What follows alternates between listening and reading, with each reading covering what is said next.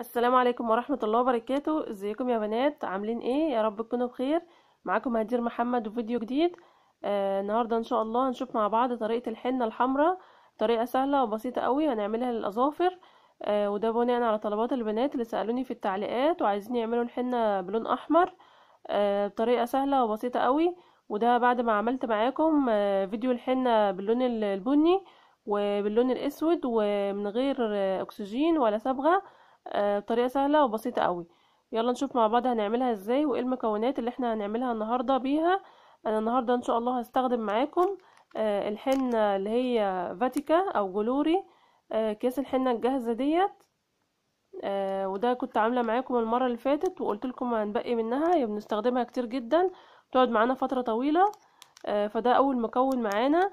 هنعمل بيه الحنة الحمراء النهاردة ان شاء الله. تاني حاجة ده يا بنات لون طعام، وانا حاطاه هنا كده عشان ايه ما يبهدلش يعني الحاجات جنبه. خلوا بالكم وانتم بتستخدموه عشان اللون بتاعه بيبقى مركز جدا. فاحنا كده هنستخدم لون طعام احمر او دم غزال. وهنجرب مع بعض النهاردة ان شاء الله ونشوف النتيجة. يبقى احنا كده هنستخدم الحنة، وممكن تستخدموا الحنة برضو اللي هي من العطار العادية. بس احنا النهاردة هنشوف النتيجة دي. والمرة الجاية ان شاء الله هعمل معاكم الحنة برضو اللي هي اللي احنا جايبينها من عند العطار. من غير الاكياس الجاهزة دي، ببرضو الصبغة او دم الغزال. وطبعا هنحتاج حاجة هنحط فيها غطا او اي حاجة. والمكون معانا التالت بقى اللي احنا هنحطه على الحنة. ده يا بنات كده كركديه. ده كركديه كده عادي خالص. نقعاه في شوية مية صغيرين عشان احنا مش هنحتاج اكتر من الكمية ديت. حبة صغيرين خالص. ممكن مثلا لو انتي كنت بتشربي كركديه فهتخلي شوية بالمنظر ده كده حبة صغيرين قوي اهم يا بنات. هنعجنها مع بعض بقى دلوقتي ونشوف النتيجة ونجربها على ايديا على الضوافر وهنشوف النتيجة مع بعض. هنفتح مع بعض يا بنات كيس الحنة. كنت حطاها. واقول لكم على فكرة برضو اللي انا كنت حطاها كده بالبنسة او مشبك صغير او اي حاجة علشان برضو ايه متقعش معاكم. هنحط بقى شوية هنا كده. وهنحتاج خل السنان او عود بتاع تنظيف الودان ده علشان نقلب بيه اي حاجة متوفرة عندكم. نبتدي مع بعض بقى نعجنها ونشوف النتيجة.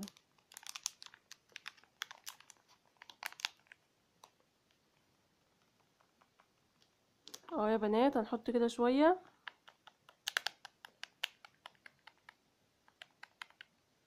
هنحط بالراحة علشان ايه احنا مش عايزين يعني كمية كبيرة، يا دوبك هتقضي الضوافر بتاعة الايدين بس. ممكن كمان لو انت عايزة تعملي رجليكي هتكفي برضو الكمية دي. وبأي غطا عندك، اي غطا ازازة مش عايزاه هتعجني فيه.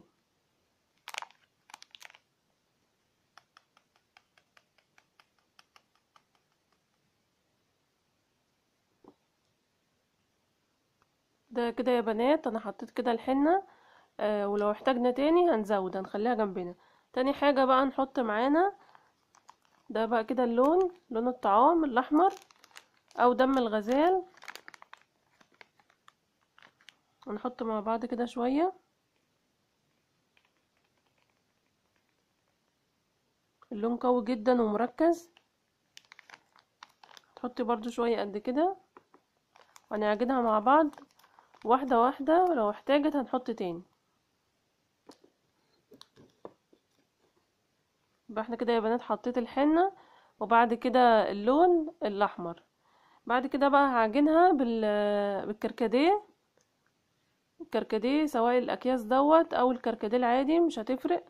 وهنحط مع بعض كده بالراحة. اهو يا بنات شايفين اللون احمر ومركز جدا. وشوية الصغيرين دول هيقضوا معانا ويكفوا جدا. هنبتدي بقى مع بعض كده هنقلبها.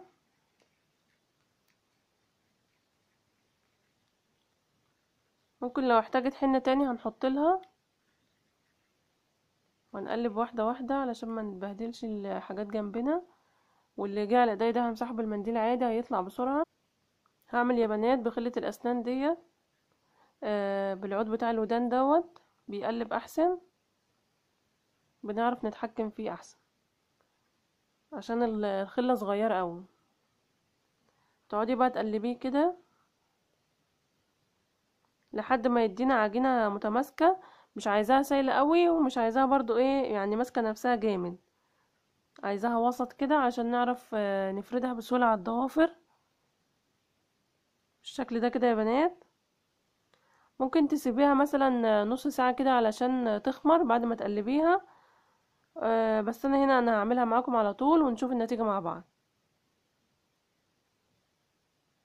ابتدى يطلع لون احمر بسيط كده في عود الودان ده اهو، شايفينه اهو يا بنات اللي تحت ده. نستمر برضو في التقليب شوية لحد ما تندمج كل المكونات مع بعضها بالشكل ده كده. انا شايفه فيه ابتدى لون احمر يظهر، بس هي الحنة نفسها لونها اسود، فاحنا بقى نشوف الميكس ده مع بعضه هيطلع لنا لون ايه.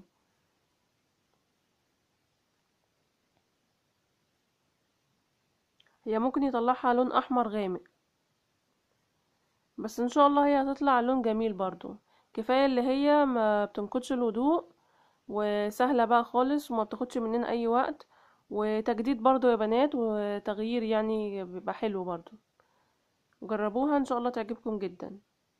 البنات بقى اللي هم غاويين يعملوا حنة كل شوية او بيحطوا مونيكير يعني وكده، بس المونيكير علشان الصلاة، فالحنة طبعا احسن، متنقضش الوضوء وحلوة. ومثلا كل اسبوعين كده كل شهر تقدري تعمليها. هي بتقعد مثلا شهر كده ولا حاجة. اهي كده يا بنات، حلو القوام ده. نبتدي بقى نحطها مع بعض.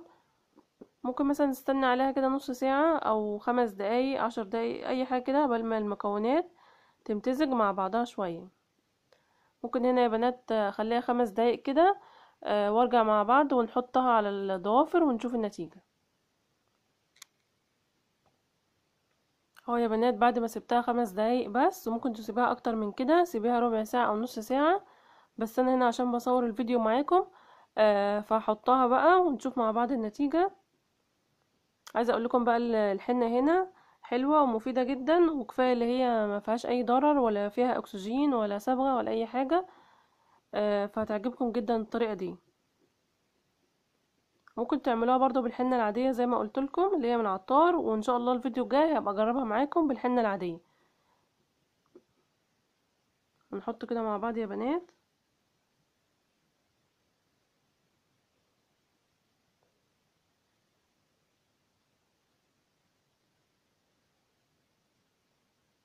ابتدي احطها بالراحة كده علشان ما تسيلش معايا. اهو هفردها على الضافر كويس.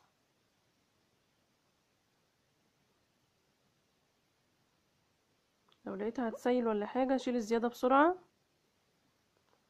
يبقى جنبي منديل برضو امسح فيه بسرعة علشان ما تعلمش معاكي بره الضافر. اهو يا بنات.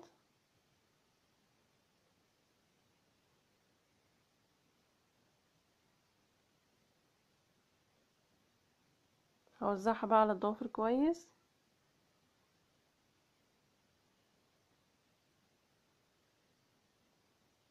انا حاسه اللي هي باينه اهي لونها احمر غامق من وانا لسه بحطها.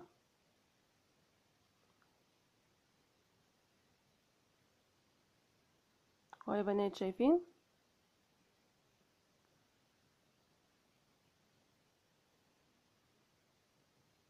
هظبط كده.